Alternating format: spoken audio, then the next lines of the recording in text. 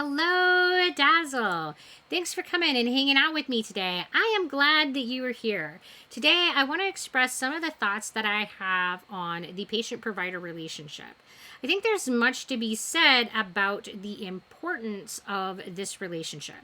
Trust is what good care is built upon. I know that I cannot care for patients that don't trust me, and nothing good can come from any relationship that lacks trust. And right now, healthcare providers are losing trust. I've worked in healthcare since I was like 14, and now I'm like 42, and so however many years that is. And in that time, I have never met anyone working in the field that didn't care about their patients. They cry when their patients suffer. They beat themselves up when they fail to find the answer that their patients need. They slave at their jobs and they work insanely hard. Working in healthcare has given me faith that the people who do the job do care about us, even when they don't understand or fail to listen. Because despite all that caring, they are also human.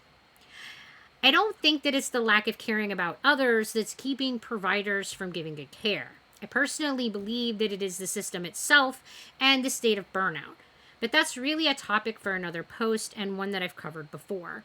I think that this is important to note that people rarely stay in healthcare for very long if they come into the field for the wrong reasons. If all you're looking for is money or prestige, you're likely to go looking for it elsewhere soon after you see what the reality of healthcare is. And that isn't to say that I don't think that there is need for improvement, because I do. I think that there is much that needs to be changed, but I don't think that our healthcare providers are in any way intentionally failing us. I don't believe that the system was designed for chronic illness management, and because of that, it's failing to provide adequate services to those that use the system the most.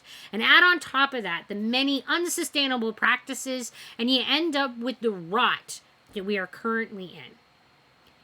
What working in healthcare has definitely taught me is that there are no clear or simple answers or easy answers when trying to manage a person's health and well-being.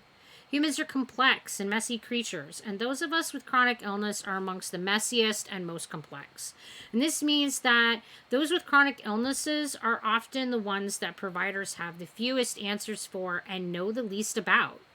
That's the nature of this thing.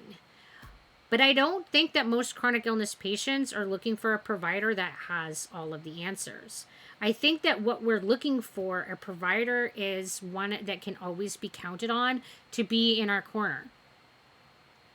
Imagine for a moment with me. You go to the doctor and you completely trust them. They listen to you completely, believe everything that you tell them, and they genuinely try to help you. Would it matter to you if they didn't know everything? It wouldn't for me. That kind of patient-provider relationship is pure gold, and one that I can say I have only experienced once. It was with a knowledgeable provider, but that wasn't what won me my loyalty and faith in her. What won was that she was the first person to believe that my experiences were real, and not because I had some mental illness. She took my reports at face value, and that was gold. So where does that leave us? Because what I'm seeing is that patients are losing trust in their providers.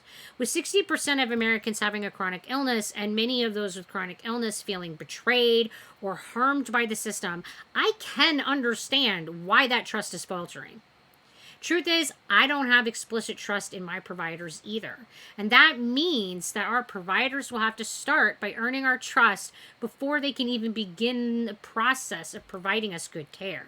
It is an essential first step because there really isn't a way to provide good care without good trust. Add into this problem the fact that I don't think that most providers are even aware that this shift has happened. I'm in the position of living on both sides of the fence, but that's not the case for most of us. And this means that most providers are not spending their time in the forums of the chronic illness support groups.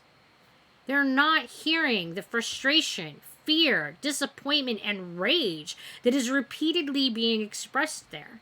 They're not convinced that most providers are fully aware of how the system is failing. I just don't think that they are aware. There are no simple solutions. But if we don't make the effort to repair the relationships and the trust between patients and providers, I'm not sure how we're going to move forward. How can we possibly begin to correct our course in the medical field if we don't first build a bridge between the patients and providers? Because right now, it feels a little bit like we're enemies, and this isn't the relationship that we need if we're going to be problem solving and working together towards creating a healthcare system that's going to work better for both sides. Well, that's about it for my rambling today. Thanks for coming and spending some time with me. If you liked the video, click on the like button. It really does help. And until we talk again, you guys, be sure to take care of yourselves. Bye.